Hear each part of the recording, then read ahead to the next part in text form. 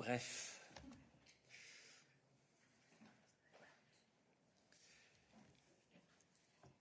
Je suis heureux de voir que la péninsule ibérique est toujours bien là. Bienvenue et bonjour à notre réunion de midi. Nous sommes le jeudi 1er août. Permettez-moi de commencer nos annonces de la journée avec l'agenda de la présidente pour la semaine prochaine. Mercredi, la présidente présidera la réunion hebdomadaire du collège, ici à Bruxelles, la première donc après la pause estivale. And on Thursday, the President will visit Rotterdam, where she will present the Commission's assessment of the Dutch Recovery and Resilience Plan. I will now pass the floor to Balázs, who has news on a new medical evacuation center for Ukrainian patients. Balázs. Indeed. So today we are officially opening an EU hub for medical evacuations of Ukrainian patients in the Polish city of Rzeszów. Commissioner for Crisis Management Janez Lenarčič is on the ground today to mark this occasion, together with the Ministers of Health from Poland and Ukraine. The new hub is financed under the EU Civil Protection Mechanism and is part of a broader medical evacuation scheme launched earlier this year by the EU. The hub will offer a safe space for the patients arriving from Ukraine before they will be flown to another European country to receive their treatment.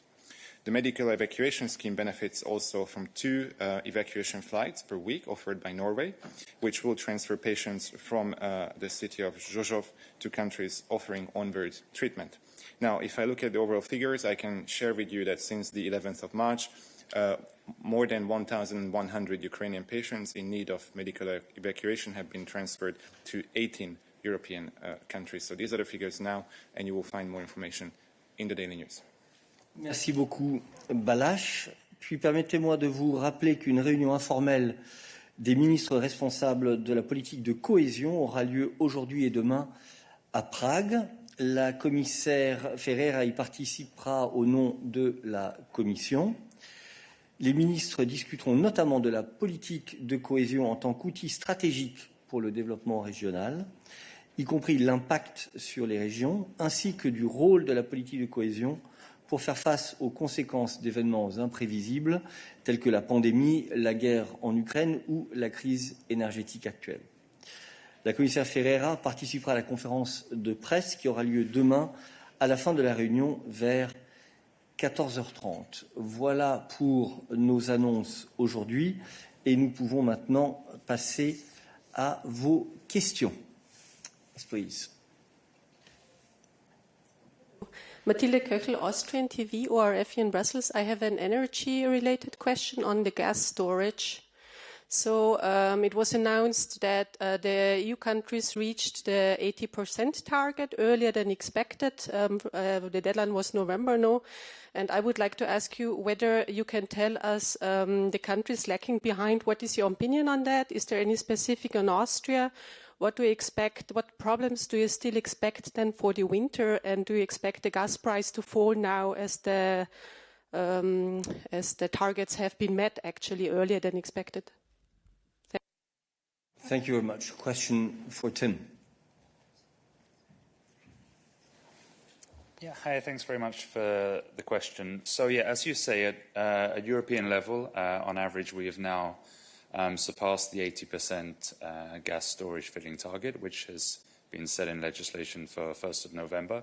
So, obviously, it's something where we are, we're satisfied with the progress that has been made so far. But, of course, we don't remain complacent, and we would like member states to continue to improve filling up the storage filling levels.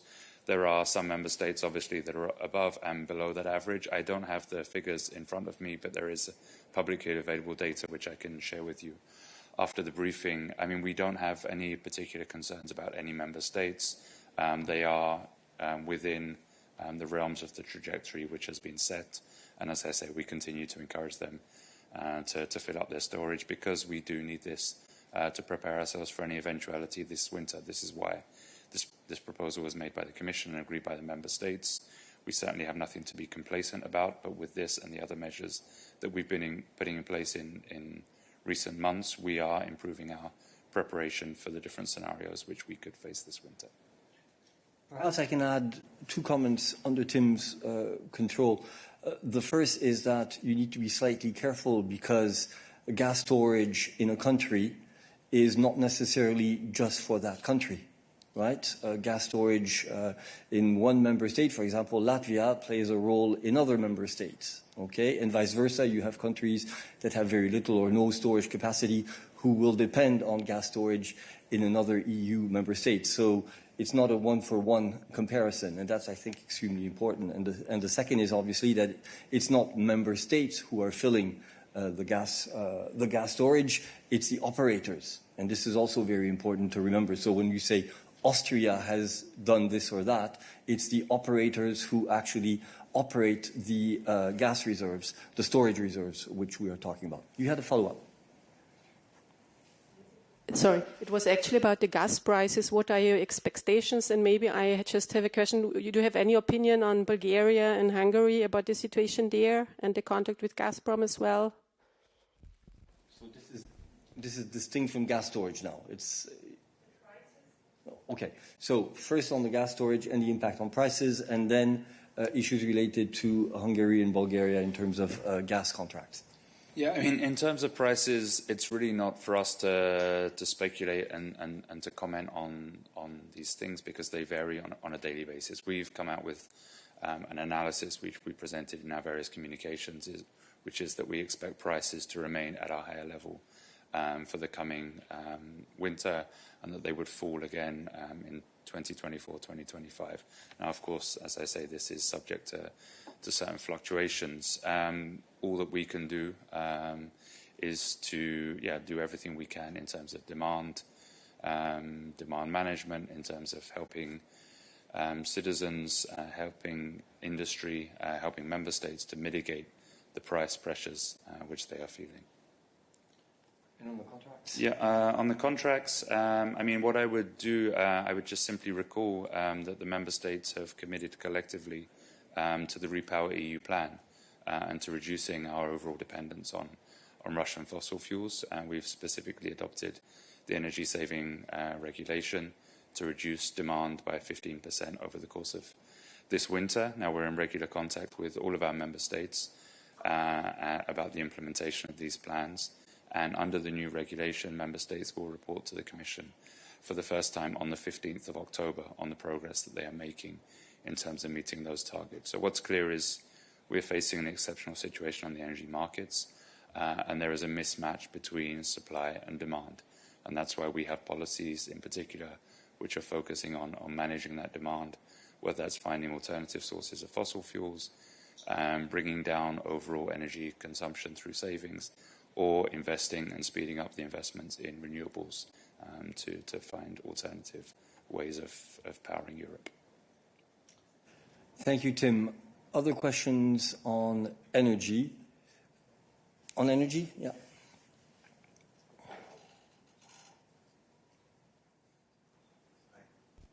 You need to wait until it's red. Push the button again and wait.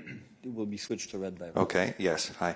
I'm sorry, Tim. I wanted to press you again on this Hungary deal with Gazprom. I mean, would you consider it appropriate also under the light that it could possibly generate a problem in terms of competition? Because if you see that some of the member states are dealing with extremely high prices of gas and they are kind of under strain, but then there is another member state that can get gas on a much cheaper price from Russia, and the other member states are refusing to do that, then obviously to me that gives these particular member states an advantage that perhaps is not very fair under the current situation. Thanks. I think you said that member states are refusing to buy gas. I don't think that in most instances this is the case. Let's remember that deliveries of Russian gas have been disrupted to Europe because of Russian decisions, not the other way around. So this is an extremely important factor to mention. For the rest? Yeah, I think on the question of prices and competition, you know, the Commission is not party to these contracts. It doesn't have the detailed information in these contracts, so we can't say what price would be paid for gas by Hungary or by any other operator country. So, yeah, it's not really something we can comment on. Thank you. I see hands raised in the chat. Please only keep your hand raised if it is on energy. And assuming that this is the case, I go to Beatriz. Thank you, Eric. I was wondering if I could have a reaction from the EU on the UN report on human rights violations in China and the fact that it might constitute crimes against humanity. And whether you were still energy? No. sorry. C'est la journée de la rentrée, alors voilà, on est... We are indulgent. No problem. Beatrice, we will of course come back. Nabila will therefore have time to prepare. Oliver, you have a question on energy, I hope. Hi, yes, on energy. So did I understand you correctly? On the 15th of October, the Commission will present its assessment on how far the member states have proceeded. Was that the date, 15th of October, with the was it the gas storage, right? And on the savings, on sort of getting less dependent on Russian gas, can you explain to me how a member state could actually advance in reducing its reduction on Russian gas if it's signing new contracts now with Gazprom for the delivery of Russian gas? Thank you. Tim. Yeah, Oliver, just to clarify on those dates, so 15th of October is the first date by which member states should report to the Commission on their progress on the energy savings plan, which was adopted in July. So it's every 2 months, and this would be the first 2-month interval after the entry into force, which was, if memory serves me correctly, the 9th of August, and it's on the 15th of each month, every 2 months, that they would report. So that's when the member states should communicate to the Commission the measures that they've been adopting and the progress that they've made in terms of reducing the demand. It goes without saying, I think, that on that day we won't make an instant appraisal of those measures, and we will have to look at what member states have put in place and what they've communicated to us. And on your second question, I can only repeat what I said to the earlier question. Member states have collectively committed to phase out as soon as possible our dependence on Russian fossil fuels, and we have specific targets to reduce gas demand for this winter, which contributes to this plan. I mean, I would recall that we don't have any sanctions in place on gas for the time being. We have sanctions which have entered into force on coal and which are being phased in on oil. For the moment, there are no sanctions on gas, but there's obviously a strong political commitment to reduce demand as quickly as we can. Indeed, so we would be very interested to see how the Hungarian authorities present the data to us on that date. Any other questions on energy? Yes, please.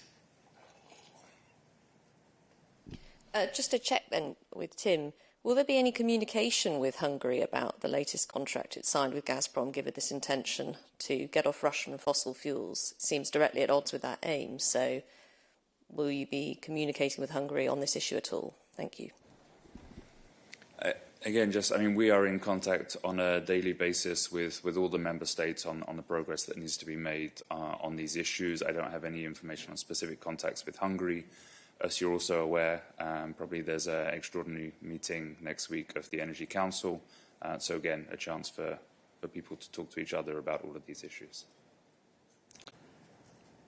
Thanks. Okay, I see no on energy. Yeah, go ahead. Sabina Rosset for ANSA. Deputy Director General Wursdorfer today in the European Parliament spoke about the possibility of a plan for reducing energy consumption. I just wonder if you can add more color on that. Reduce the demand for electricity. Should I say it again? Okay. Reduce the demand for electricity in the same way as Commission. The plan adopted by the Commission for Gas. Thank you. Yeah, As you know, we discussed this at length on Tuesday. The Commission is working on both a long-term reform of the energy markets and what the President has said is an emergency intervention in the markets.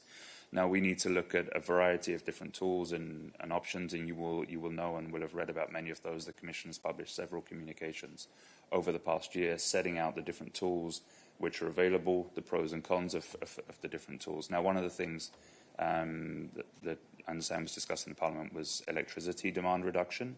At the moment, we have the agreement on gas demand reduction. Of course, electricity is another area where, we could consider potentially going into a little bit more detail. But again, it's a little bit premature to say what the Commission will be coming out with. I mean, just to be clear, an extremely important variable in any effort to overcome the current difficult situation we are in when it comes to electricity prices is demand, right? We have to work on everything related to demand. By the way, working on electricity demand is a policy that has been in place for decades through energy-saving programs, et cetera, So it's nothing new. But what we are trying to say is that intervening in this area requires, as we said on Tuesday, that you look at both sides of or rather at all sides of this rather complex equation, one of which is the demand for energy in Europe in general. Okay, let me, I think, close the chapter on energy, and I will now move to Beatrice's question or request for a reaction on the report from the United Nations on the situation in Xinjiang.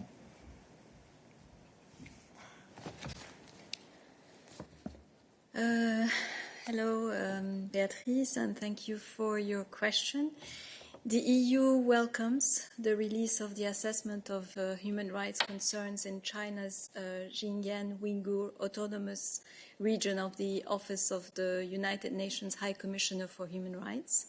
We are currently assessing the content of the report, and we will be issuing a reaction in due time. But as we have said it before, the EU strongly condemns human rights violations in Xinjiang and other parts of China, in particular the persecution of the Uyghurs and other persons belonging to national or religious and ethnic minorities. The EU has been raising the Xinjiang issue with the Chinese authorities for years in specific fora, including the EU-China summit earlier this year, as well as bilaterally at the highest level. The EU continues to call upon China to comply with its human rights obligations under national and international law. Thank you. Are there any other questions on this for Nabila? No. Is it on this or on? Yeah, go ahead.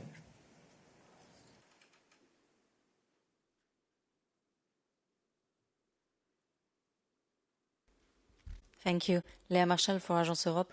It's related to the report and particularly on the forced labor.